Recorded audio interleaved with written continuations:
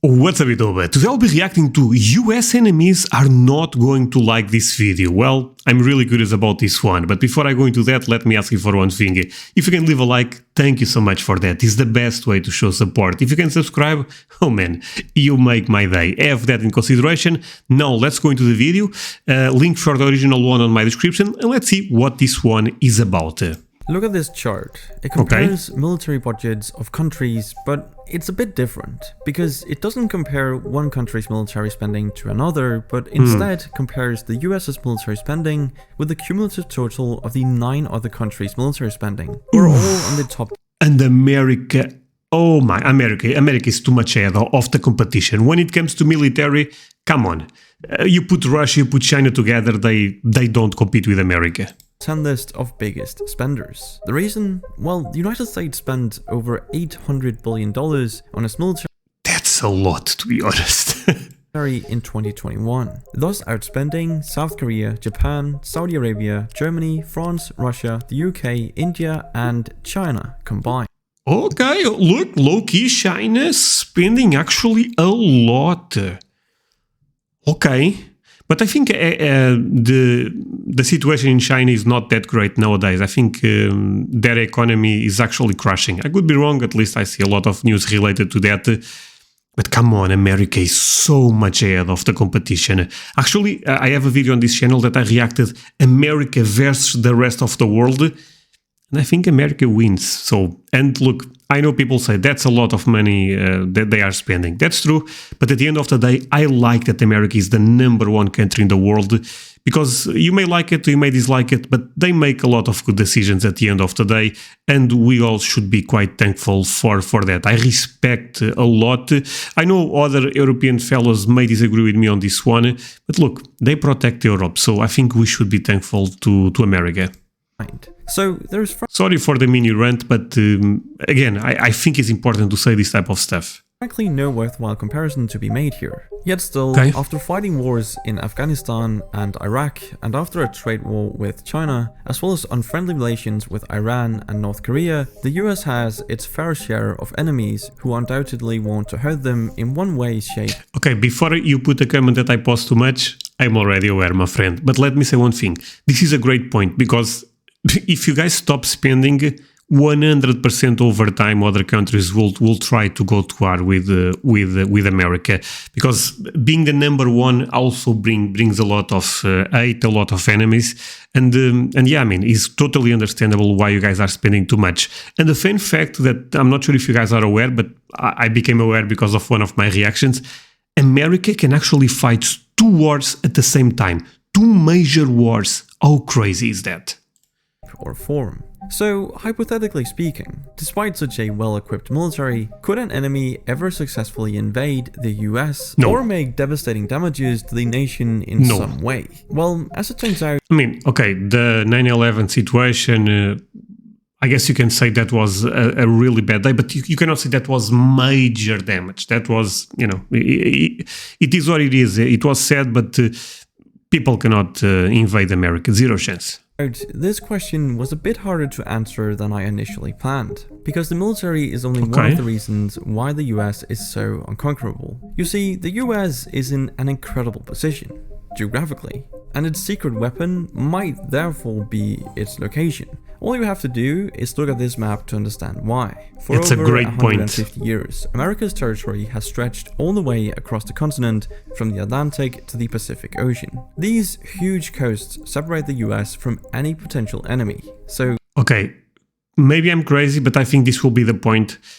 I think, for example, European countries, even China, they are able to fight their borders. You know what I mean to say? So, for example, France is able to fight Spain if something crazy happens, but trying to fly a country that is so far away like America, I think that's very difficult for them.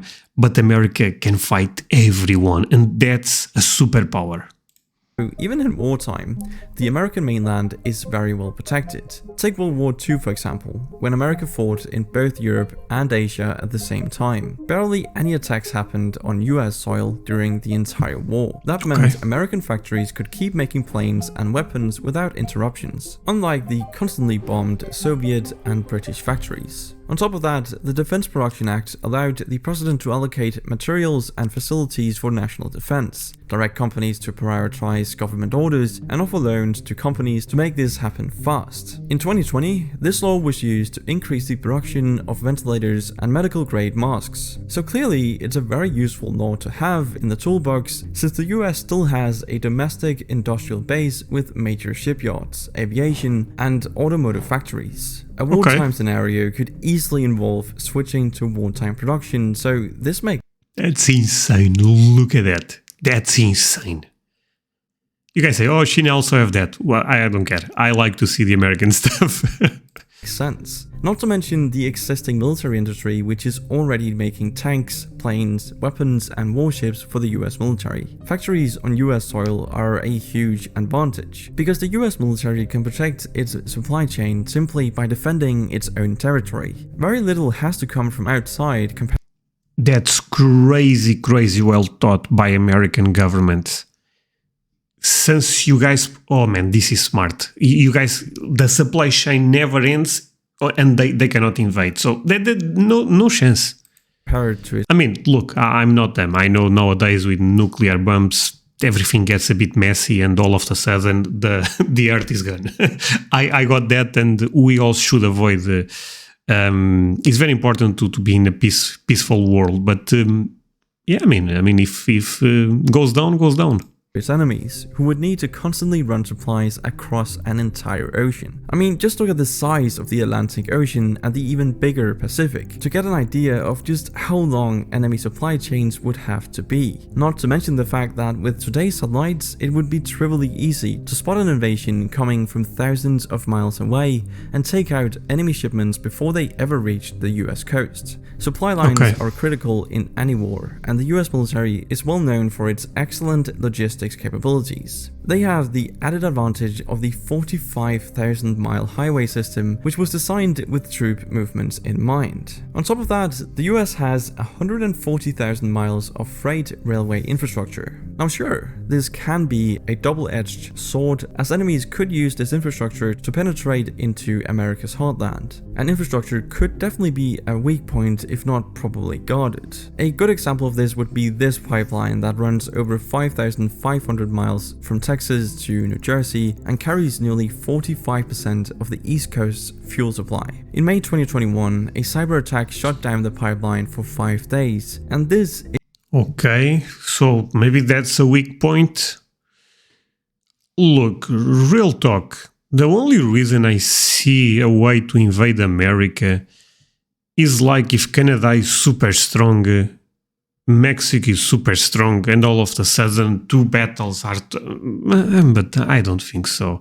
I mean, Canada is very weak, I believe it, because Canada have no reason to be strong when their neighbor is America. Why that? I mean, you don't have to worry. If someone goes and fights Canada, America will go like, what the hell are you guys doing? You know, no chance you guys fight Canada. Isn't a fluke either. China and Russia both support cybercrime. By the way, I'm talking a bit too much. I'm sorry if my English is not perfect. Again, you can see my accent. It is what it is, but I'm actually getting quite, passionate about this type of stuff. Groups that regularly attack government agencies and companies. The former head lawyer for the NSA, Stuart Baker, told the Washington Post, quote, "We're fighting the cyber equivalent of a land war in Asia every day. But America's infrastructure is more than just highways and internet cables. Back in the day, another kind of highway already connected the Midwest from north to south." Okay, sorry, I had to pause it. Such beautiful landscape. The Mississippi River and the connected Missouri River is the fourth longest river system in the world. So yeah, this river has always been crucial to connecting the economies of major cities like New Orleans, Minneapolis, and St. Louis. Today, the river is still used to ship goods across America. So during an invasion, the Mississippi could likely help move troops and weapons too. What's impressive about the US's geography is how challenging it makes the US to conquer, and that might have to do with the diversity of terrains like deserts, swamps, and mountains. The Appalachian Mountains in the east and the Rocky Mountains in the west serve as major barriers to inland invasion, and the Great Lakes in the northeast form yet another barrier. The result is that okay, I never thought about this in that perspective. Even if they invade, yeah, America is not like a easy place to be in the sense that, yeah, you have the mountains, you have the lakes. Yeah, I get it.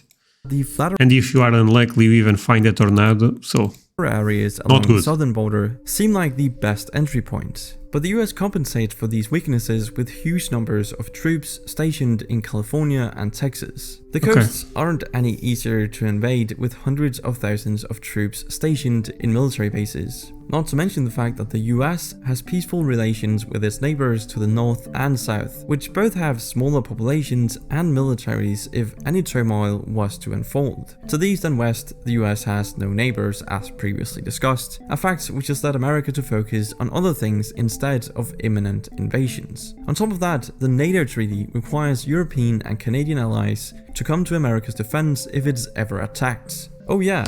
Okay, I know this is a bit random, but imagine if Canada also was a super nation. I actually don't think that would be good, because all of the sudden Americans can start... Oh, that would be bad. So thank God that Canada is actually quite weak and accepts the role that they need America, because otherwise could be quite messy, right?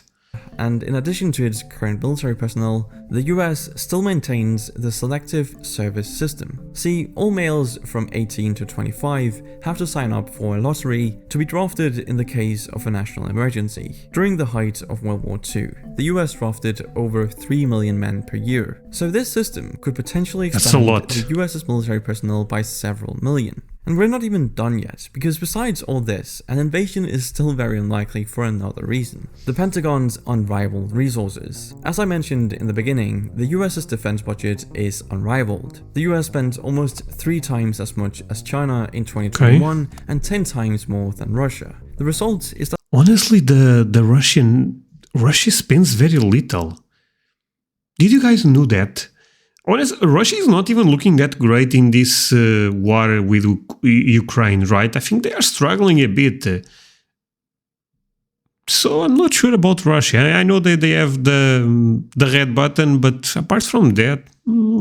that no country has enough ships or planes to get past the US forces. According to one military expert, quote, "The amphibious assault capability of the combined militaries of the world are simply too insignificant to get a beachhead on a coast." And then we of course have the civilians, who have even more guns than the military. So maybe... Oh, I even forgot about that.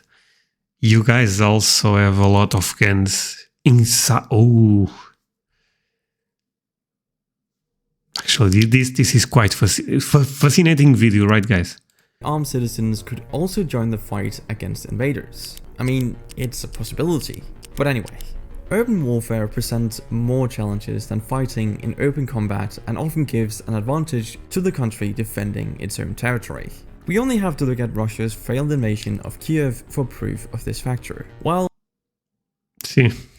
urban areas make up a small amount of US territory, any invader would have to take control of cities to conquer the country, since 82% of the population lives in these cities. Another advantage of armies defending their own country from invasion is the will to fight. According to the RAND Corporation, a think tank closely tied to the Pentagon, will to fight means the disposition and decision to fight, to keep fighting, and to win. The report highlights the times will to fight was emphasized in US military doctrine, demonstrating just how vital it is to military victories. You can clearly see how that influenced the outcome of World War II and the... I agree with that so much, because you guys are warriors.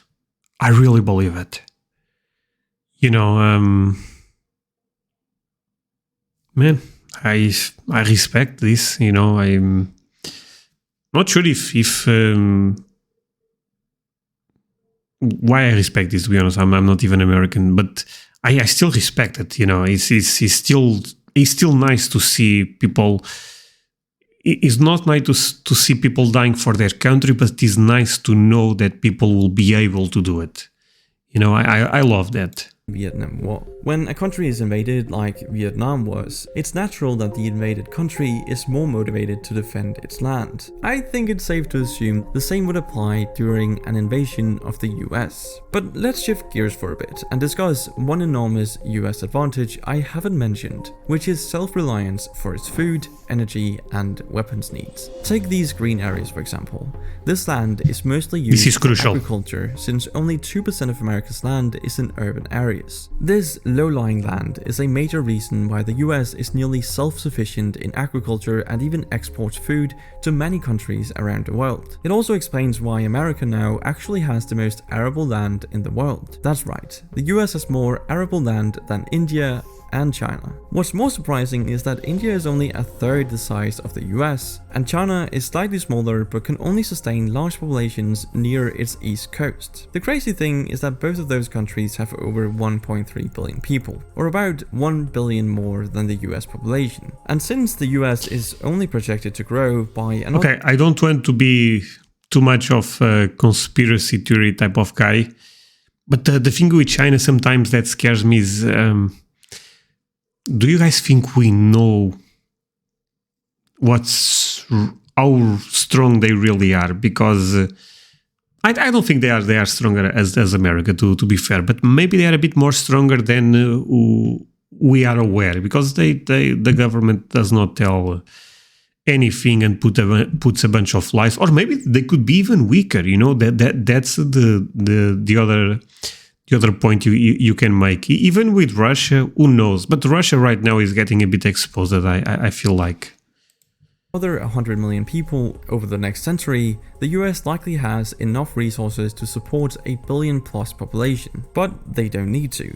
As for energy, the US also has impressive amounts of petroleum and gas, especially in parts of Texas. It has around 44 billion barrels of proved crude oil reserves and almost 500 trillion cubic feet of natural gas reserves. In fact, when you include biofuels, the US could be considered the largest oil producer in the world. It seems like even the bad parts of US geography have a major silver lining. The Appalachian Mountains on the east coast that I mentioned earlier aren't suited for farming, but they do have huge coal deposits that have been exploited for decades. And surprisingly, at least to me, America has the world's largest coal reserves, and loads of other natural resources from energy to metals. But to share a bit of a weakness of the US, it turns out it doesn't have every metal it needs to defend itself. You see, this shiny looking rock is a mineral called antimony, and is critical for making bullets and other weapons, and even night vision goggles. While antimony played an important role in World War II ammunition production, the last mine in the US closed in 1997. The US is therefore reliant on China and Russia, its two biggest military.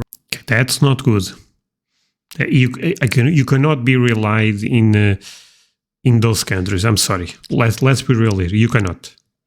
Rivals for supply of this critical mineral. So the US does have weaknesses, but who could actually have the military might and, most importantly, motivation to try and invade the US? No one. Well, the latest US defense strategy names the People's Republic of China as the US's most consequential strategic competitor, and notes that Russia poses acute threats. Beyond these two big threats, it also mentions North Korea and Iran. But let's focus on China for a bit. It's true that China is slowly building up its military capabilities, but it isn't even ready to launch an invasion on the island of Taiwan, let alone the West.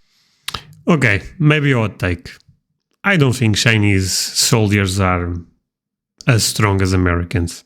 I'm not sure why, but I mean, I know why, but let's leave it at that.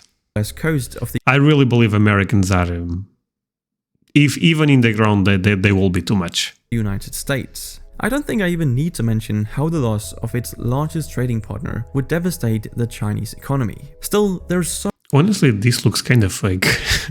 some reason for concern. If China disabled American satellites, it could debilitate the US military's ability to monitor troop movements in real time. If you're thinking this sounds like science fiction though, you'd be wrong, because in 2007, China successfully destroyed one of its own satellites with a ballistic missile. Floating 850 kilometers above the Earth, the destroyed satellite is at a similar altitude to US intelligence satellites. So China could theoretically destroy them too. In terms of Russia, well, they have now performed a similar test, which endangered the crew of the ISS. Taking out satellites is a bit extreme though, because it causes hazardous space debris that would affect all current and future satellites. That includes Russia's and China's satellites. But Russia and China are already interfering with US satellites on a daily basis. They're just using lasers and jammers instead of trying to shoot them down. What's even scarier though is China's recent investments in AI and quantum computing.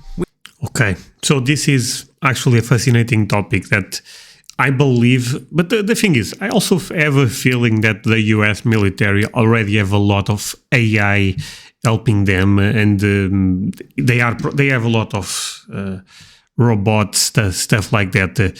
But this will be crucial, you know. I really believe the country that actually gets too much ahead of the competition in terms of AI, military will benefit so much. It will be crazy, actually, the things they will be able to do. I saw some rumors that the US, I believe Joe Biden wants to put some laws. I honestly don't think that's a great idea, but I mean, what I know, right? Which could change the future of warfare. I mean, imagine how hard it would be for the Pentagon to... Sorry, the reason I don't think it's a great idea is China is not putting a stop on developing AI. So why America? Why would America also do that? No, just go.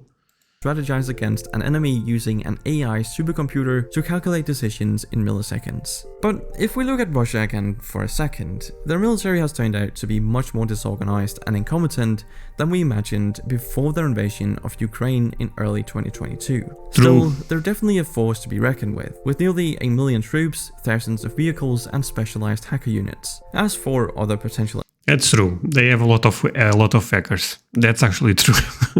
attackers, North Korea for example, may boast that their nuclear weapons can reach the US mainland, but owing to their low budget and antique equipment, there's no way they could invade the entire US. Iran is a similar story, except that they don't yet have a nuclear warhead, although they're not far off. Realistically speaking, both countries use nukes to preserve the regime rather than actually use them against their enemies. Cuba and Venezuela are two other enemy nations in the US's backyard, but their troop numbers and military budgets are hardly enough to invade the United States. And if all else fails to stop an invasion, we shouldn't forget that America is a nuclear-armed nation itself. It has a triad of air, land, and sea missiles, which make it impossible to take out entirely. Land missiles are stored in the center of the country, and the sea missiles are in submarines, which are constantly on the move, hidden away without a blip on the radar. Since the Cold War though, nuclear weapons have acted more as a deterrent rather than a direct threat. You see, the principle of mutually assured destruction...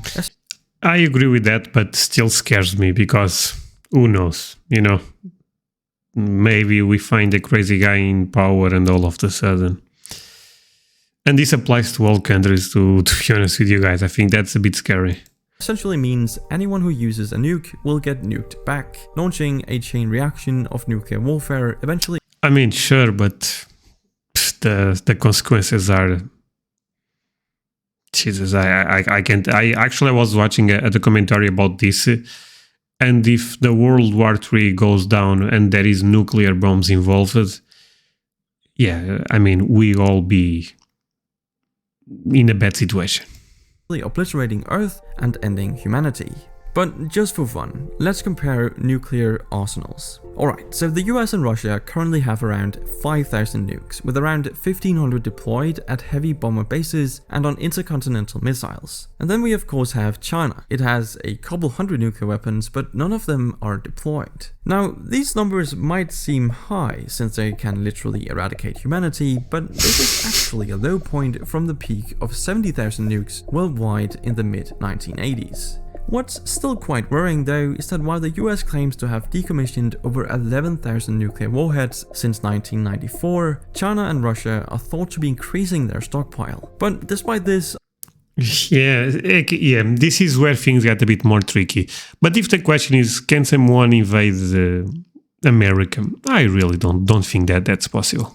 I hope you can see how costly it would be to even attempt an invasion of the US. No Any chance. hypothetical invasion would have to overcome the US's huge military and geographical advantages to gain any ground. While it is plausible that a major state actor like China or Russia could take out satellites and hack critical infrastructure, they'd also have to contend with the millions of well-equipped troops on the ground and a hostile armed population. So realistically, a physical invasion isn't really a possibility, but what if America's enemies could get what they wanted without an invasion? Well, it turns out it's much easier to conquer hearts and minds in an information war than to win with soldiers on the ground. And that might have something to do with Russia's influence campaign in the 2016 US presidential elections. See, after a 3-year investigation, a bipartisan US Senate committee recently concluded that Russia conducted an influence campaign to help Donald Trump get elected. If that's not shocking enough, the report states that Vladimir Putin himself ordered... Is that true? I mean, I know there is rumors, but I never thought this was... I don't know, you guys tell me, is this true or not? The hacking of Democratic Party emails to be leaked over WikiLeaks. The FBI now has a warrant out for 12 Russian military intelligence officers it believes interfered in the 2016 elections. So this is a serious incident. A recent report by a group of intelligence agencies claims Russia tried to interfere again in 2020, though on a smaller scale. Whether Russia continues to meddle in US politics in the future or not, the damage may already be done as Americans increasingly report a loss of faith in democracy and government institutions. But that's it for this video. Thank you for... Well, the ending was a bit controversial, probably, right? I'm losing focus. Sure what's going on with my camera, but thank you so much, my friends, for watching.